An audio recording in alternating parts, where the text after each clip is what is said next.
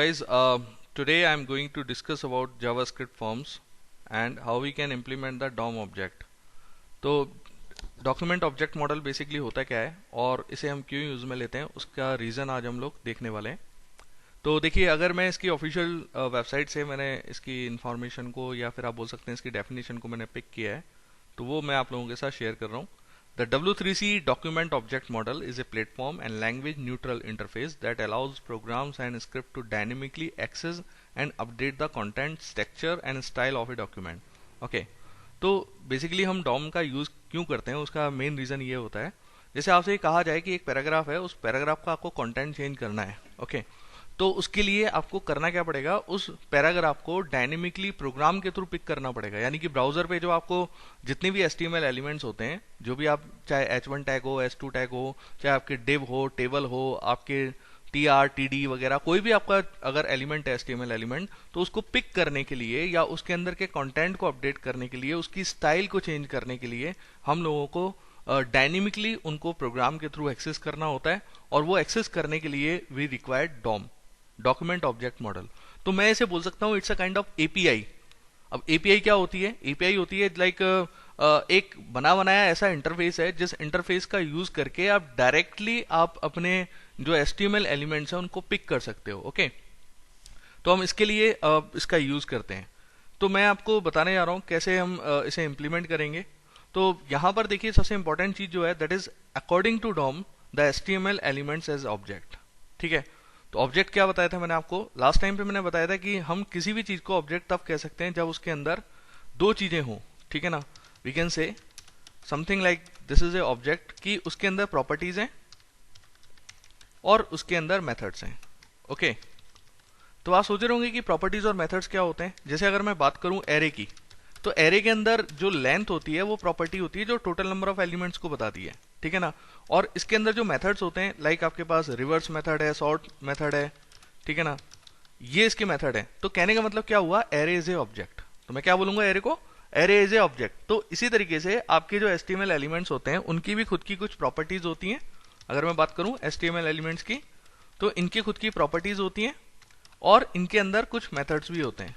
Okay, तो इनके अंदर कुछ मेथड्स भी होते हैं, इसलिए हम इनको डॉम एलिमेंट्स को या फिर बोल सकते हैं आप HTML एलिमेंट्स को आप ऑब्जेक्ट बोल सकते हो। The properties of all HTML elements, the method to access all HTML elements, the events for all HTML elements. तो इवेंट्स बेसिकली क्या होते हैं? इवेंट्स आप लोगों ने देखा ही है, अभी तक हम जब जावास्क्रिप्ट देख रहे थे तो उसके अंदर लाइक ऑन क्लिक हो गया, ऑन माउस ओवर हो गया, तो these are the some events.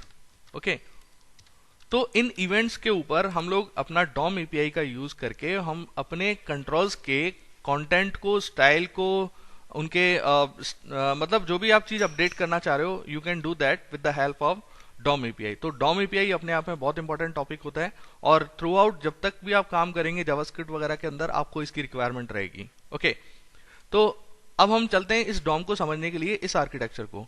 ये जो आपको ट्री दिखाई दे रहा है इसके अंदर ये लीफ नोड्स हैं। ओके, और ये इसकी इनकी पेरेंट नोड है और फिर उसके बाद ये नोड आ रही है, फिर देन ये नोड आ रही है। तो इसे समझने के लिए मैं आपको तरीका बताता हूँ, आप इसे कैसे समझ सकते हो। जैसे अगर मैं बात करूं कि कोई भी अगर ब्राउजर विंडो को आप ओपन करते हो, ठीक है, जो भी आपकी ब्राउजर विंडो ओपन होती है, तो इस ब्राउजर विंडो के अंदर जितने भी एलिमेंट्स आप देख रहे हैं, जैसे फॉर एग्जांपल ये टेक्स्ट बॉक्स आपको दिखाई दे रहा है जहां यूजर अपना टेक्स्ट एंटर करता है सर्च करने के लिए, ये आपको एक इमेज दिखाई दे रही है, ये आपको कुछ यहाँ आप देख रहे हैं टैब्स दिखाई दे रहे हैं या इमेजेस बोल सकते हैं आप। तो ये सब कुछ आपके HTML एलिमेंट्स हैं, इनको आपको डायनेमिकली पिक करना है। ओके, तो वो डायनेमिकली पिक करने के लिए भी रिक्वायर्ड डॉम एपीआई। ठीक है, तो सबसे पहले यहाँ सबसे पेरेंट ऑब्जेक्ट जो होता है दैट इज विंडो, इसके 3 चाइल्ड होते हैं, हिस्ट्री, डॉक्यूमेंट एंड लोकेशन।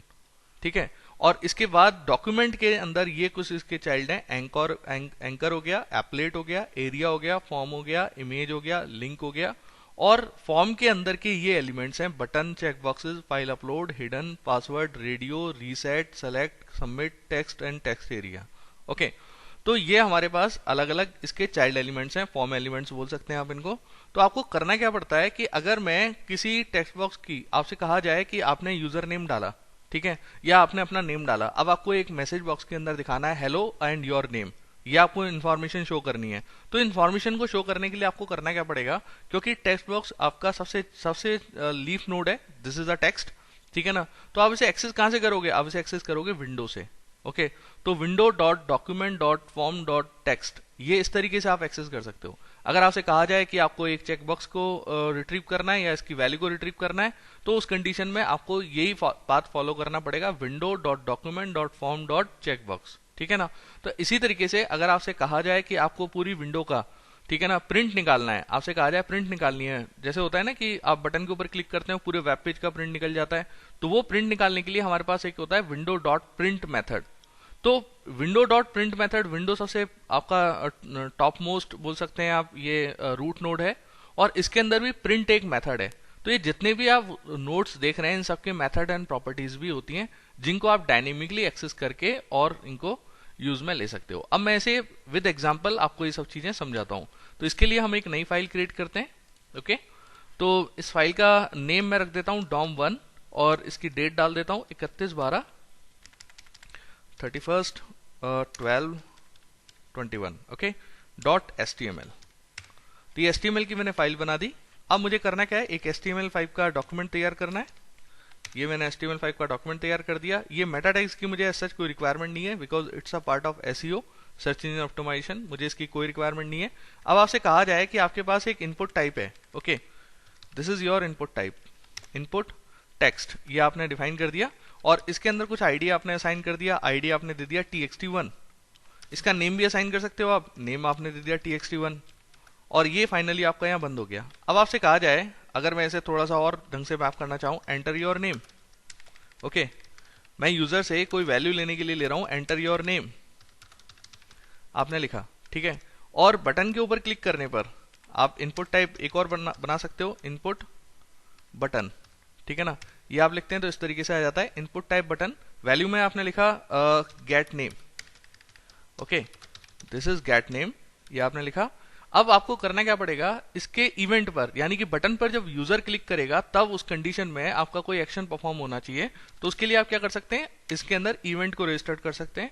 तो आपने लिखा ऑन क्लिक, तो जब बटन पे क्लिक करेगा यूजर तो ये एक्शन परफॉर्म होना चाहिए। कौन सा एक्शन परफॉर्म होना चाहिए, गेट यूजर नेम, ये एक्शन परफॉर्म होना चाहिए। इट मींस कि आप यहां पर किसी मेथड का रेफरेंस दोगे, और ये मेथड कौन सा होगा, that is a JavaScript method. तो जावास्क्रिप्ट मेथड को आप कहां लिखोगे, हेड टैग के अंदर। ओके, ये आपने हेड टैग के अंदर लिखा, और यहां पर मैं लिख देता हूं function, okay, and gate name. This is your function and this is get name, ये आपने लिख दिया। तो इसमें आपको करना क्या है, आपको पहले इस इनपुट टाइप की वैल्यू को पिक करना है, वही जो उसने यूजर में वैल्यू डाली है उस वैल्यू को मुझे पिक करना है, और फिर मुझे एक अलर्ट मैसेज बॉक्स के अंदर उसे शो कराना है, ठीक है। तो इस वैल्यू को पिक करने के लिए, जैसे मैंने लिख दिया फुल नेम, ये एक मैंने वेरिएबल बनाया। जैसे मैंने आपको बताया था कि जावास्क्रिप्ट के अंदर कोई भी वेरिएबल अगर डिक्लेयर होता है तो वेर कीवर्ड का यूज करके डिक्लेयर होता है, कभी भी आप डेटा टाइप उसका यूज नहीं लेते। तो आपने लिखा वेर फुल नेम, और फिर इसके बाद आपको करना क्या है, you can use your DOM API. अब ये डॉम एपीआई बेसिकली कर क्या रही है, यहाँ पर आप ये देखें, document dot get element by ID. तो आप ये जो मेथड्स देख रहे हो, gate element by ID, gate element by class name, gate elements by name, gate elements by tag name, ये जितने भी आप एलिमेंट्स देख रहे हैं, ये जो भी आप देख रहे हो, ये आपके डॉम एपीआई के मेथड्स होते हैं, इनबिल्ट मेथड हैं। आप जानते होंगे कि जावास्क्रिप्ट जो है वो केस सेंसिटिव लैंग्वेज है, तो अगर आपने ई स्मॉल में लिख दिया, वी स्मॉल में लिख दिया, आई स्मॉल में लिख दिया, तो एरर जनरेट होगा। तो इस चीज का आप ध्यान रखें। तो आपने क्या करा, गेट एलिमेंट बाई आईडी लिखा, और फिर इसके बाद आप इसकी वैल्यू को पिक करना चाह रहे हो, तो गेट एलिमेंट बाई आईडी। अब देखो ये सारी चीजें याद नहीं रह सकती, लेकिन आप नेम पर अगर फोकस करेंगे तो एग्जैक्टली आपकी चीज समझ में आ जाएगी। आपने लिखा गेट एलिमेंट बाई आईडी, यानी आईडी से एलिमेंट को गेट करो। तो आईडी क्या है यहाँ पर, txt1, तो मैं क्या करता हूं, txt1 लिख देता हूं। ओके, डॉट वैल्यू, तो कहने का मतलब ये हुआ, वैल्यू क्या होती है, इसकी प्रॉपर्टी होती है। वैल्यू वैसे जो यूजर एंटर करेगा वो वैल्यू की बात कर रहा है ये। तो ये आपने लिखा डॉट वैल्यू, और अलर्ट के अंदर आप यहां लिख सकते हैं, जैसे आपने लिखा हेलो, और फिर उसके बाद आपने यहां लिख दिया फुल नेम। ओके, इस तरीके से। तो ये यहां तक आपका क्लोज हो गया। देन आप इसे रन कराएंगे, ओपन इन डिफॉल्ट ब्राउजर। मैं गूगल क्रोम को यहां ले लेता हूं, तो आप ये देखें इस तरीके से शो हो रहा है, ठीक है। मैं यहां कुछ वैल्यू एंटर करूंगा, लाइक मैंने एंटर किया Yogesh Sharma. Okay, if I enter like that, gate name के ऊपर क्लिक करता हूं, तो इट्स नॉट वर्किंग। क्यों नहीं काम कर रहा, let me check it. Get user name is not defined, so the method name is different. मैंने यहाँ गेट नेम लिखा है और यहाँ गेट यूजर नेम लिखा है, सॉरी माय मिस्टेक। आपको जो मेथड नेम यहाँ लिखना है, ठीक है, वही मेथड नेम आपको फंक्शन के आगे लिखना है। Is it clear? Okay, so let me execute once again. मैं इसे दोबारा से रिफ्रेश करता हूँ एंड इफ आई पास, एक बार मैं बंद कर देता हूँ विंडो को, then if I pass Yogesh Sharma then get name, तो उसके बाद आप देखें you are getting this message hello Yogesh Sharma. तो वो मेथड आपका कॉल हो गया, then you are getting the output.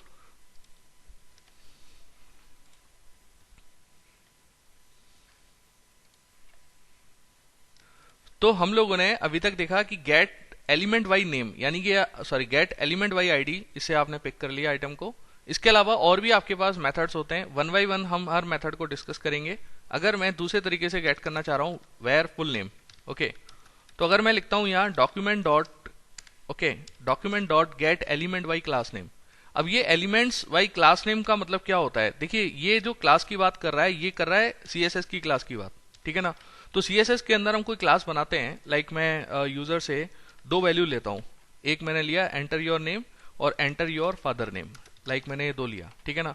और इसका आईडी चेंज कर दिया txt2, क्योंकि आईडी हमेशा यूनिक होना चाहिए। नेम यूनिक हो या ना हो इससे कोई फर्क नहीं पड़ेगा, बट यूनिक ही लेना चाहिए आपको। आईडी और नेम हर किसी दूसरे कंट्रोल से मैच नहीं हो, ठीक है। अब यहाँ पर जो बात आती है क्लास की, वो सीएसएस क्लास की बात कर रहा है ये। तो आपने लिख दिया txt क्लास, तो अभी तक मैंने क्लास बनाई नहीं है, ठीक है। आपने लिखा class equal to txt class, तो एक क्लास हम और डिफाइन कर देते हैं। तो ये क्लास अगर आप डिफाइन करते हो तो इससे कोई फर्क पड़ेगा क्या? अगर आप यहाँ देखें, अगर मैं पेज को रिफ्रेश करूंगा तो यहाँ कोई फर्क नहीं पड़ता, लेकिन मैं चाहता हूँ कि बैकग्राउंड कलर चेंज हो जाए, फॉन्ट कलर चेंज हो जाए, फॉन्ट फैमिली अपडेट हो जाए। तो अगर ये टास्क मुझे परफॉर्म करने हैं तो मैं सीएसएस की क्लास का यहाँ यूज कर सकता हूँ। तो जो क्लास आपने यहाँ डिफाइन की हुई है, उस क्लास का रेफरेंस आप अपने हेड के अंदर दे सकते हो या स्टाइल शीट के अंदर दे सकते हो। तो मैं क्या करता हूँ, एक सीएसएस जो साइट डॉट सीएसएस मैंने बनाई हुई थी, इसके अंदर उस क्लास का रेफरेंस यहाँ ले लेता हूँ, और क्लास को हमेशा डॉट से डिफाइन करते हैं, ओके।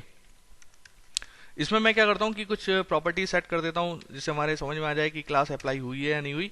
तो इसके अंदर मैंने यहाँ डिफाइन कर दिया वर्ली वुड, ये कलर मैंने सेट कर दिया, और एक इसकी फॉन्ट फैमिली सेट कर देता हूँ, या फॉन्ट साइज सेट कर देता हूँ कि फॉन्ट साइज जो है वो 20px होना चाहिए, ये आपने सेट कर दिया। तो अब इसका बेनिफिट क्या होगा, जब आप पेज को रिफ्रेश करेंगे तो इसके ऊपर क्लास अप्लाई हो जानी चाहिए। बट एक्सटर्नल स्टाइल शीट के अंदर आपने डिफाइन किया है txt क्लास को, और इसका अगर रेफरेंस आपने अपने HTML पेज पे नहीं दिया तो ये काम नहीं करेगा। तो आपको करना क्या पड़ेगा, हेड टैग के अंदर आप इसका रेफरेंस देंगे with the help of link, ठीक है ना। Link rel equals to style sheet, ये आपने डिफाइन किया, और फिर इसके बाद href के अंदर आप अपना पाथ यहाँ डिफाइन करेंगे css.site.css, और फिर इसके बाद टेक्स्ट ऑब्लिक टाइप भी लिख सकते हो अगर लिखना चाहो तो, ठीक है ना। तो इसका जो टाइप होता है वो होता है टेक्स्ट ऑब्लिक css। तो ये फाइल भी बता रहे हो आप कि फाइल आपकी किस टाइप की है। तो जब आपने जैसे ही अप्लाई किया तो आप देखें इसका कलर कॉम्बिनेशन वगैरह सब कुछ अपडेट हो गया, ठीक है ना। आप देख सकते हैं ये आपको इस तरीके से दिखाई दे रहा है। तो फॉन्ट का साइज बड़ा हो गया, इसलिए आपको कंट्रोल का साइज बढ़ा गया और नीचे चला गया ये, बट ये आपका इस तरीके से शो हो रहा है। तो आपने एक क्लास अप्लाई कर दी। अब आप ये देखें, दोनों टेक्स्ट बॉक्सेस जो आपने लिए हैं, ठीक है ना, उन दोनों में सेम क्लास अप्लाई की है आपने। क्लास तो मल्टीपल टाइम कॉल किया जा सकता है, मल्टीपल कंट्रोल के अंदर सेम क्लास हो सकती है। अब यहां बात आती है कि आपने अगर ये एलिमेंट लिखा get elements by class name, तो देखो एलिमेंट्स आ गया है यहाँ पर, एलिमेंट्स। तो एलिमेंट्स का मतलब क्या हुआ, ये मल्टीपल एलिमेंट की बात कर रहा है।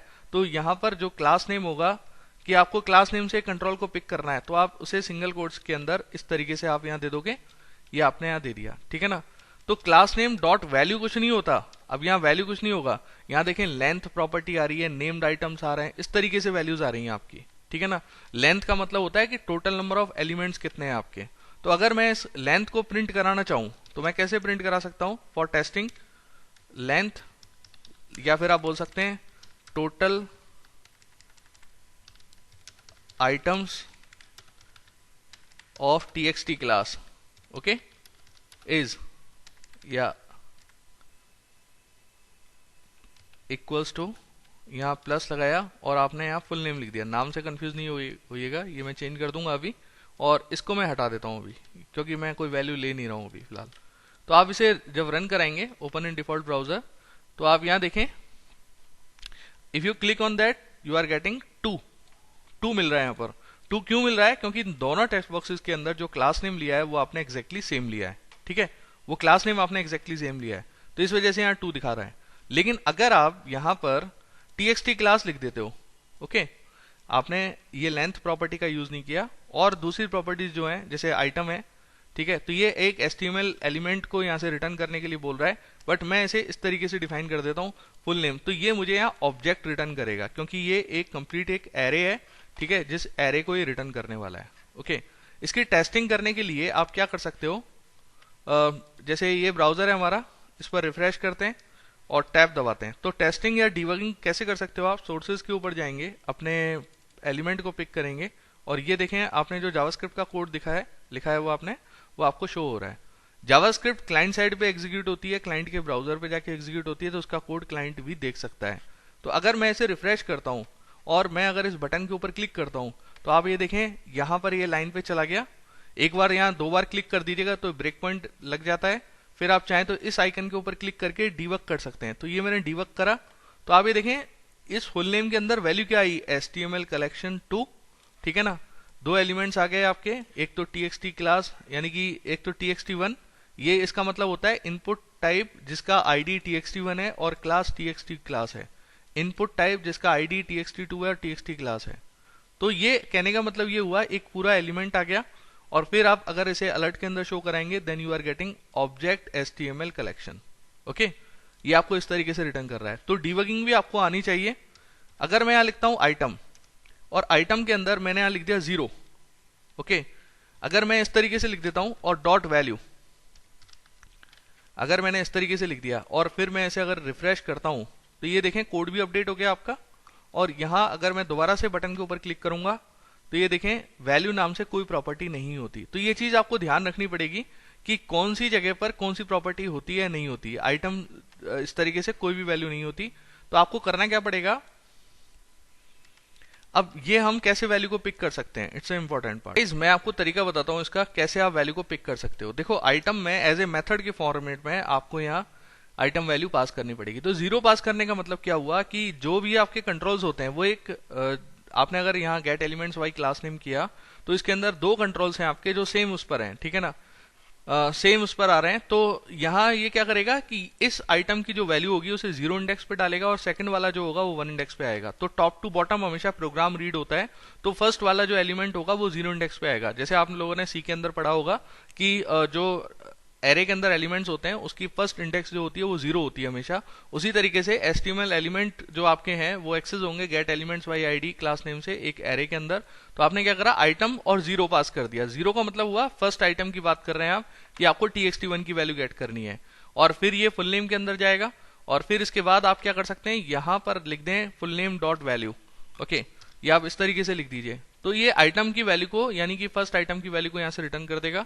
अब अगर आपको सेकंड आइटम की वैल्यू चाहिए हो तो आप इस तरीके से गेट कर सकते हैं। लाइक आपने लिखा फर्स्ट नेम, ये तो फर्स्ट नेम लिख दिया, एक और आपको एक्सेस करना है तो आप यहां लिख दीजिए सेकंड नेम, या आप बोल सकते हैं आप लास्ट नेम, ये आपने एक वेरिएबल और बना लिया।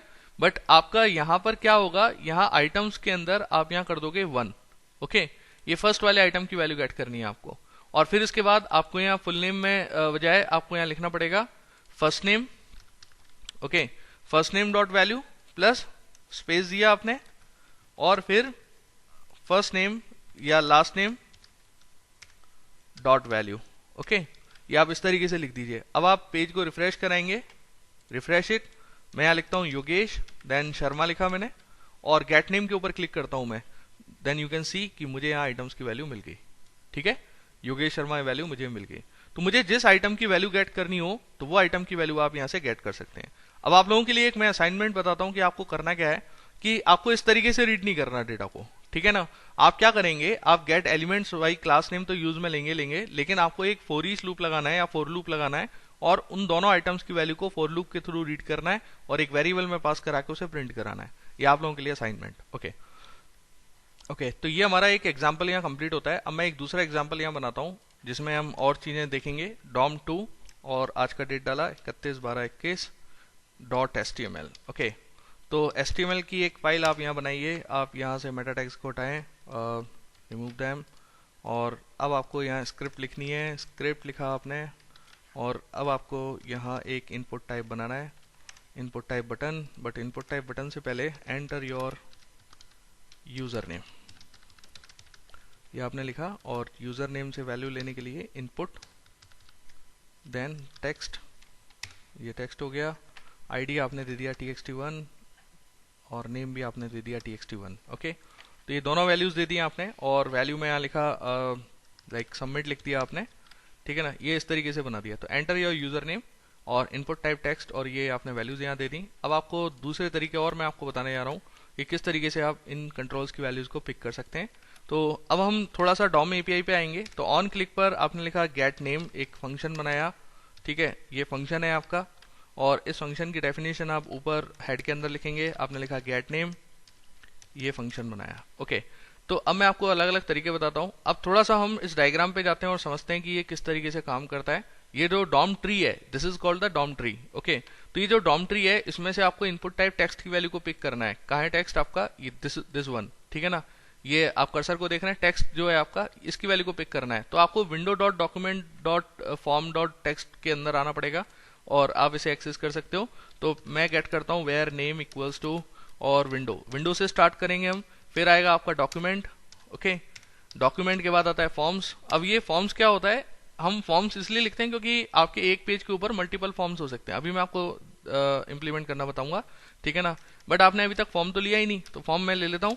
एक मैंने फॉर्म बनाया, ये ओपनिंग टैग है, ये इसका क्लोजिंग टैग है, और क्लोजिंग टैग को मैं लास्ट में यहाँ डिफाइन कर देता हूँ। ओके, तो फॉर्म्स में आपने एक ही फॉर्म आपको पिक करना है। आपने 0 डिफाइन कर दिया, और फिर उसके बाद एलिमेंट को आपको पिक करना है। यानी कि फॉर्म के बाद अगर मैं बात करूं, window dot document dot form आ गया, अब मुझे एलिमेंट को पिक करना है। तो एलिमेंट को पिक करने के लिए आपके पास एक एरे होता है जिसे हम बोलते हैं एलिमेंट्स। ओके, और इस एलिमेंट्स के अंदर, क्योंकि मेरे पास अभी दो ही एलिमेंट है, एक तो ये वाला एलिमेंट है जो इनपुट टाइप टेक्स्ट है, और दूसरा मेरा एक पास एक बटन है, ठीक है ना। तो ये दो एलिमेंट्स हैं, तो मुझे फर्स्ट वाले एलिमेंट यानी कि txt1 की वैल्यू को पिक करना है। तो इसके लिए मैं एलिमेंट 0 लिखूंगा। जैसे मैंने आपको बताया कि हमेशा जो एग्जीक्यूशन होता है वो टॉप टू बॉटम होता है, तो ये टॉप का एलिमेंट होगा, तो इसलिए 0 इंडेक्स पे आएगा। और आपने यहाँ लिख दिया डॉट वैल्यू। ओके, वैल्यू यानी कि आपको जो टेक्स्ट है यूजर ने एंटर किया है वो आपको शो कराना है। और यहाँ आपने लिख दिया अलर्ट हेलो, ओके, और प्लस, और यहाँ लिख दिया आपने नेम, ठीक है। अब आप रन करा के देखें, ओपन इन डिफॉल्ट ब्राउजर, आपने वंस अगेन ओपन किया, और यहाँ आपने पास किया योगेश शर्मा, ये आपने पास किया। सबमिट बटन के ऊपर क्लिक कर रहे हैं, then you are getting hello Yogesh Sharma. तो एक तरीका ये भी है कि आप यहाँ इस तरीके से वैल्यूज को पिक कर सकते हो, window dot document dot forms dot elements और टेक्स्ट, ये आप इस तरीके से पिक कर सकते हैं। दूसरा और भी तरीके हो सकते हैं, लाइक मैं इसी को, अब ये फॉर्म्स में क्या दिक्कत आती है कि हो सकता है आपके पास मल्टीपल फॉर्म हो, जैसे एक ये फॉर्म बना दिया, एक नीचे आपने फॉर्म बना दिया। तो यहाँ आप लिख रहे हो enter your father name. Okay, आपने लिखा एंटर योर फादर नेम, और यहाँ आप थोड़ा आईडी और उसका ध्यान रखिएगा। आईडी और टेक्स्ट में आपने यहाँ सेट कर दिया txt2, और ये सबमिट बटन है, ठीक है ना। और इसका भी आईडी और नेम आप चाहें तो चेंज कर सकते हो।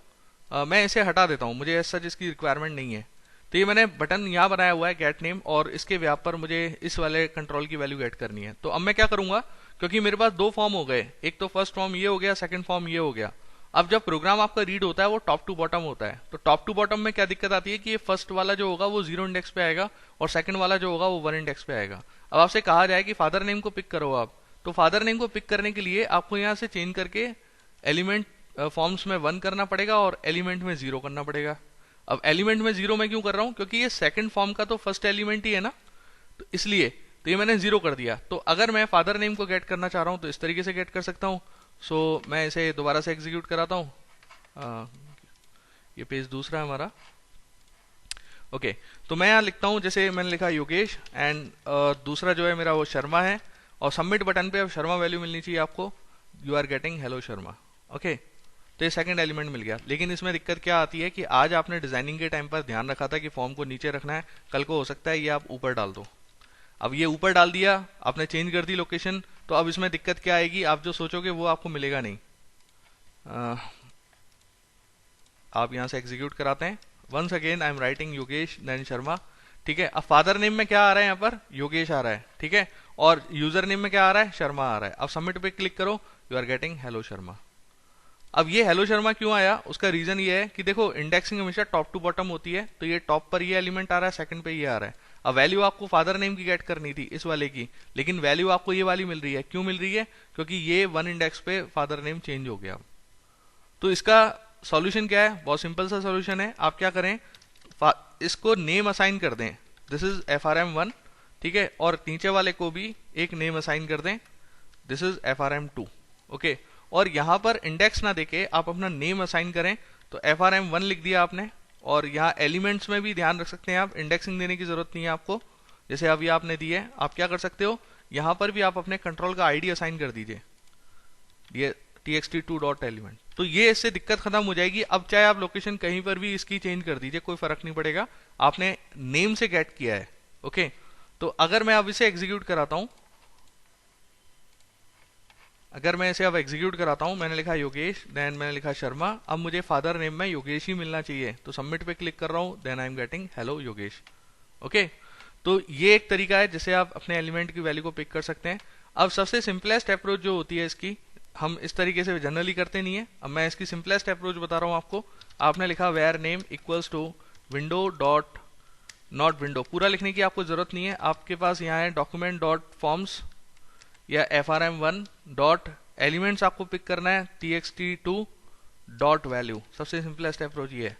तो आपने किया क्या, डॉक्यूमेंट लिखा, फिर FRM1 यानी कि अपने फॉर्म का नाम लिखा, देन txt2, आपने txt2 का ये नाम है, आपका नेम है, ठीक है, डॉट वैल्यू। तो आप चाहें तो इस तरीके से भी वैल्यू को पिक कर सकते हैं। If you execute once again, तो आप ये देखें, if I am writing Yogesh then Sharma, तो आप यहाँ देखें you are getting hello Yogesh, तो फादर नेम में आपको योगेश ही मिल रहा है। तो ये आपकी अप्रोच, दूसरी हमारी अप्रोच हो सकती है। तो ऐसे करके ये हमारे पास 3-4 तरीके की अप्रोच होती हैं जिनसे हम अपने डॉम, या फिर आप बोल सकते हैं डॉम API के ये कुछ आपके मेथड्स हैं, ठीक है, जिनका यूज करके आप अपने डॉम एलिमेंट्स को पिक कर सकते हैं।